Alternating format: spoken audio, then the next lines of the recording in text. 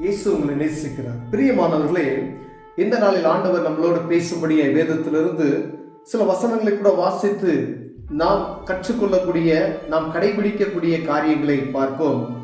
அது எபிரேயர் புஸ்தகம் 6வது அதிகாரம் 5வது வசனம், 6வது வசனம், 7வது வசனம் எப்படியாக சொல்கிறது? தேவனுடைய நல் வார்த்தையையும் இனிவரும் உலகத்தின் பலன்களையும் ருசி பார்த்து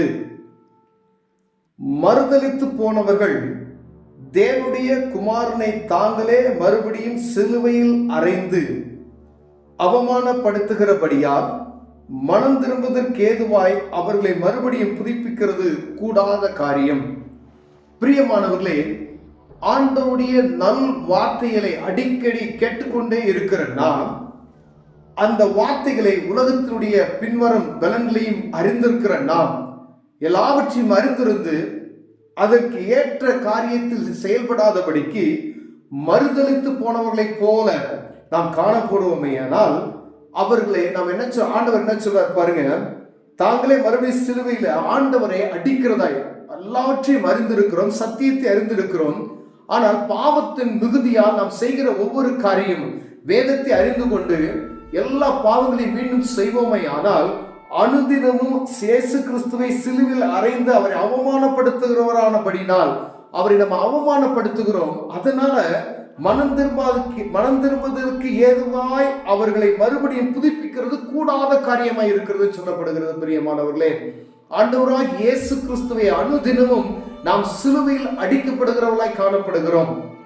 நீங்க ஆண்டவருடைய வார்த்தையை ஆலயத்துல எங்கு போனாலும் கர்த்தருடைய சத்தம் உங்களுக்கு தொனித்து கொண்டே இருக்கிறதை நீங்கள் அறிந்திருக்கிறீங்க.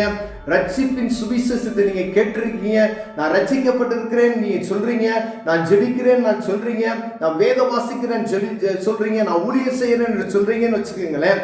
இந்த வார்த்தைகளெல்லாம் கேட்டுக்கொண்டு ஆண்டவருக்கு விருப்பமில்லாத காரியங்களை நீங்க மீண்டும் மீண்டும் செய்வீர்களானால் இயேசு கிறிஸ்துவை மீண்டுமாய் நீங்கள் என்ன செய்றீங்களா?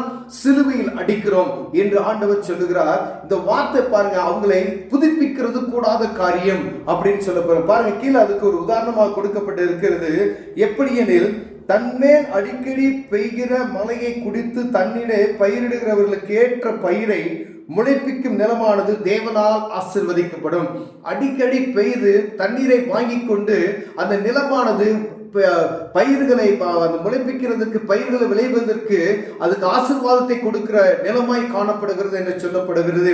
அடிக்கடி பெய்கிற இந்த மழையை தண்ணீர் வாங்கி கொண்டு அதை பயிரிடுகிறவனுக்கு ஆசீர்வாதமை முளைப்பிக்கிறதுக்கு அது உதவுகிறது போல நாம் கர்த்தருடைய வார்த்தைகளே அடிக்கடி நாம் பெற்றுக்கொண்டு உள்ளடக்கி வைக்காதபடிக்கு இந்த வார்த்தைகளை பிறருக்கு ஆசீர்வாதமாய் பொழிந்தருளும்படியாய் ஆண்டவர் விரும்புகிறார். பிரியமானவர்களே, நம்மை அழைத்த, நம்மை தெரிந்து கொண்ட, நமக்கு சத்தியத்தை மீண்டும் மீண்டுமாய் அறிவித்துக் கொண்டிருக்கிற ஒரு நோக்கம் என்னவென்றால், நாம் அதை அடக்கி வைக்கிறவராய் அல்ல, பெற்றுக்கொண்ட அந்த காரியங்களை அறிந்து கொண்ட தேவனுடைய வார்த்தைகளை பிறருக்கு எப்படியாவது சொல்ல வேண்டும் என்கிற ஒரு வாஞ்சை உள்ளவர்களாய் நாம் காணப்படும்படி அழைக்கப்படுகிறோம். பிரியமானவர்களே, ஏன் அப்படி கேட்டீங்கன்னா, ஒருவேளை மேலே சொல்லப்பட்டது போல கர்த்தருடைய வார்த்தையை நாம் உள்வாங்கிக் கொண்டு எந்த காரியம் செய்யாதபடி பாவத்துக்கு அடிமைப்பட்டவர்கள் போல காணப்படுவோமே ஆனால் நாம் சபிக்கப்பட்டவர்களாய் காணப்படுவோம் என்று வேதம் சொல்லுகிறது. முச்செடிகளில் ஒருவேளை நீங்க ஆண்டவருடைய வார்த்தைகளை சரியா நம்ம ஆண்டவருக்கு அறிவிக்காத போனா, ஆசீர்வாதம் இல்லாதபடி போனா, ஒருவேளை அந்த இடத்துல மறுபடியும் முட்செடியும் முட்பூண்டுகளையும் முளைப்பிக்கிற நிலமோ தகாததையும் சபிக்கிறதற்கு ஏதுவாயும் இருக்கிறது. அது எதுக்கு பயன்படப்படுதா? சுத்தரிக்கப்படுவதே அதன் முடிவு என்று ஆண்டவர் சொல்லுகிறார். முள்செடியும் அங்கு விளையக்கூடிய முள்பூண்டுகளும் முளைப்பிக்கிற நிலமோ தகாததாயிருக்கிறது நிமித்தமாய், ஆண்டவருக்கு அது ஆசீர்வாதமாய் இல்லாதது நிமித்தமாய் அது சுட்டரிக்கப்படுவதற்கு ஏதுவாகும் என்று ஆண்டவர் சொல்லுகிறார். இது நரகத்தினுடைய காட்சியை ஆண்டவர் சொல்லுகிறார். நரகத்துக்கு ஏதுவான காரியத்தை அந்த இடத்துல சொல்லப்படுகிறது. பிரியமானவர்களே, ஒருவேளை நீங்க ஆண்டவருடைய வார்த்தையை கேட்டிருப்பீர்களா? நீங்க சத்தியத்தை அறிந்தவர்களாய் இருக்கலாம். சத்தியத்தை அடிக்கடி நீங்க கேட்டுக்கொண்டு அநேக வார்த்தைகளை உள்வாங்கி இருக்கலாம். அதை வாங்கி கொண்டு உள்ளடக்கி வைப்பீர்கள், ஆனால் அது நிமித்தம் ஒரு ஆசீர்வாதம் வராது. பிரியமானவர்களே, அதை உள்ளே வைத்துவிட்டு ஆண்டவருக்கு விருப்பமில்லாத காரியத்தை நீங்க செய்தீங்கன்னா ஆண்டவரை மீண்டும் மீண்டும் சிலுவையில் அறைந்து அவமானப்படுத்துகிறீர்கள் என்று சொல்லப்படுகிறது. ஒருவேளை இந்த ஆசீர்வாத நிலம் போல ஆண்டவருடைய வார்த்தையை வாங்கி கொண்டு பயிரிடுகிறவனுக்கு மீண்டுமாய் ஆசீர்வாதத்தை பொழிகிற நிலம் போல நாம் இருப்போமே. ஆனால் கர்த்தர் நம்மை ஆசீர்வாதம் நிலம் போல ஆண்டவர் உயர்த்த வல்லமையுள்ளவராக இருக்கிறார். பிரியமானவர்களே, ஒருவேளை இப்படிப்பட்டவர்கள் நீங்க பார்த்து கொண்டிருக்கிற அன்பு சகோதரனை சகோதரியே, நீங்க ஆண்டவர் வார்த்தையை அறிந்திருக்கிறீங்க, நீங்க சத்தத்தை கேட்டிருக்கிறீங்க, நீங்க நல்லா வேதம் வாசித்து இருக்கிறீங்க, சத்தியத்தை நல்லா அறிந்திருக்கிறீங்க. இதை பிறருக்கு உங்களால சொல்ல முடியல.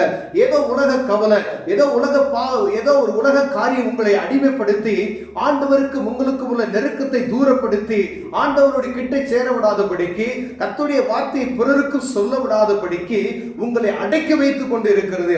அப்படின்னா என்ன செய்யுமா?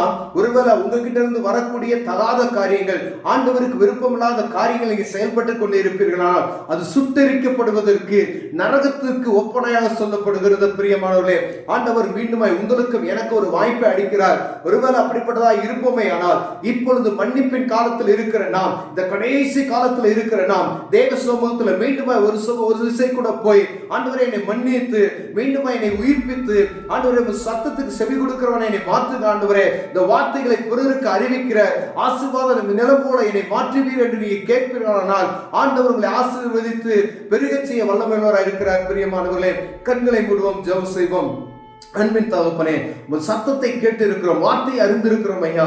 ஆண்டவரே, அதை அறிந்து கொண்டு நாங்கள் பலனற்றவர்கள் போல ஆண்டவரே அப்படியே முடுங்கி கிடக்கிறோம். ஆண்டவரே, இந்த சத்தத்தை ஆண்டவரை பிறருக்கு சொல்லக்கூடியாய், நாங்கள் பிறருக்கு சொல்லி அவர்களையும் ஆசீர்வாதமாய் மாற்றும்படியாய் நல்ல நிலத்தில் விதைக்கப்பட்டவர்களைப் போல காணப்பட எங்களுக்கு உதவி செய்யும். இயேசுவின் நாமத்தில் பிதாவே, ஆமென், ஆமென்.